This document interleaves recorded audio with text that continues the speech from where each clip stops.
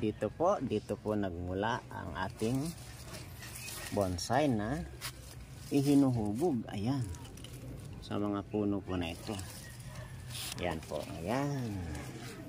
ayan na siya.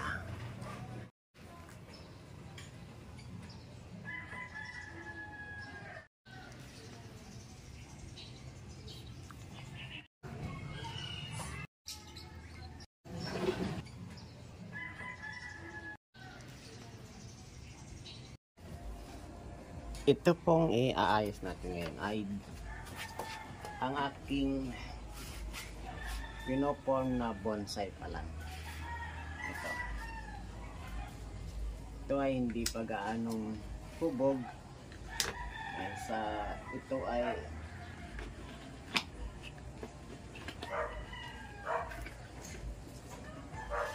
nasa proseso pa ng pagbubonsai.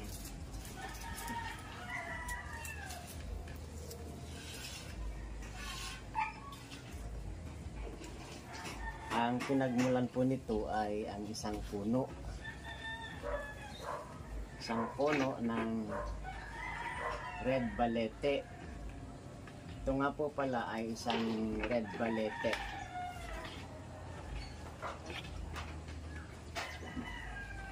Ang isang red balete po, ang katangian ng isang red balete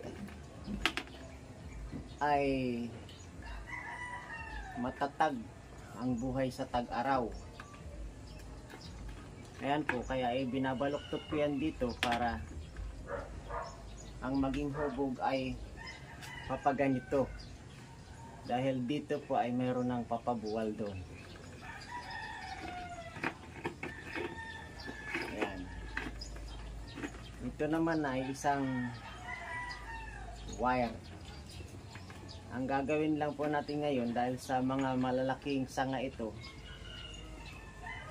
ayan, ay ganyan po ang paghuhubog. Ganyan muna. At sa mga susunod na buwan ay pwede po nating mas ibaba pa. Ayan. Ang mga sanga po ay ito. Kung malapit siya doon ay pwedeng putulin. Ayan. At ito naman ay marami dyan, ay pwede rin natin itong putulin dito. Ayan.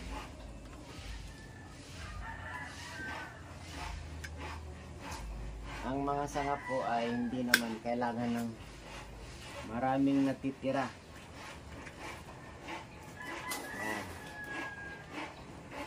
Ito po ay isang malaking sanga na rin, pero mas nauna siyang papunta rito. Kaya ito naman ay gagawa natin ng isang tali din. Kaya marami pong mga butas ito, ganito, para dito natin itali yung mga tali ng ating panghatak.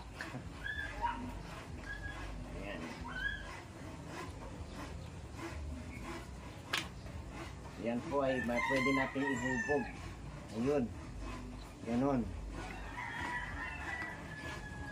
Mas maganda po kung hindi natin iyakap sa puno. Ganyan lang.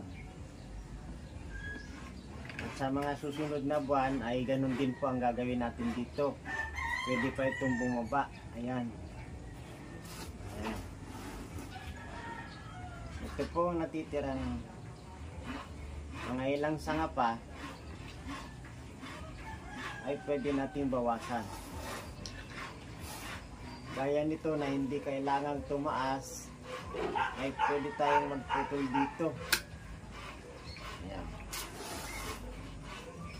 At ito naman na hindi kailangang marami,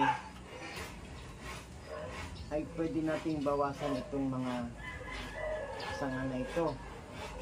Dahil sa hindi kailangang marami. Ito. Yun.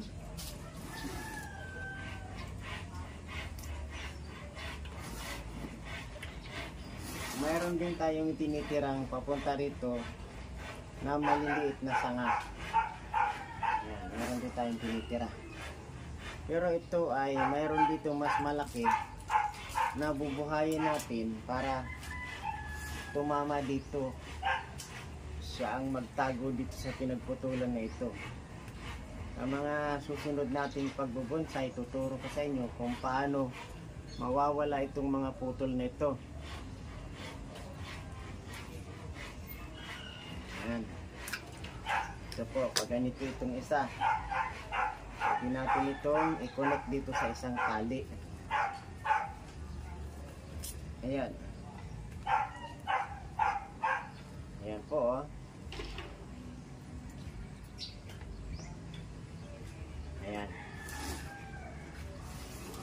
Unti-unti lang po ang ginagawa natin na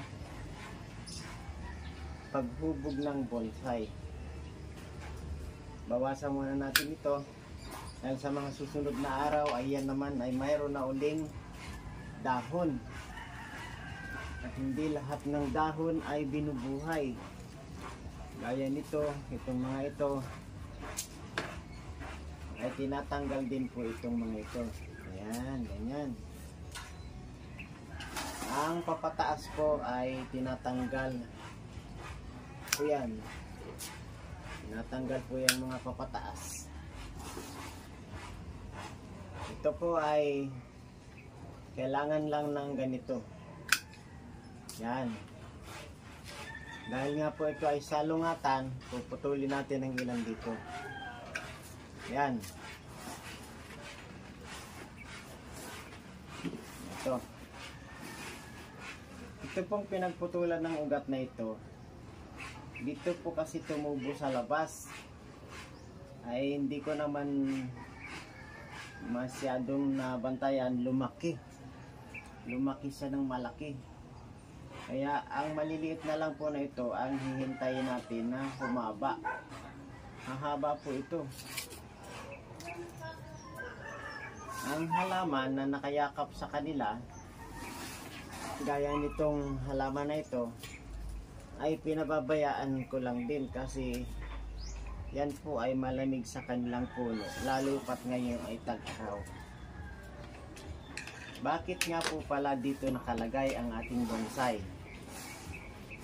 Ito po kasi ay nakaproseso para magkaroon ng format na bilog.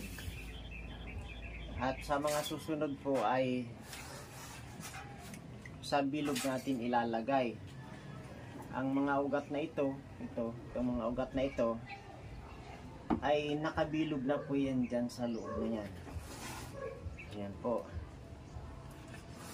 At yan po ay pwede nating ibaba na papaganyan pagdating dun sa bilog, paganyan itong ugat na ito dahil ito'y malambot pa naman. Pwede po yung mangyari. Ito na po ang saglit na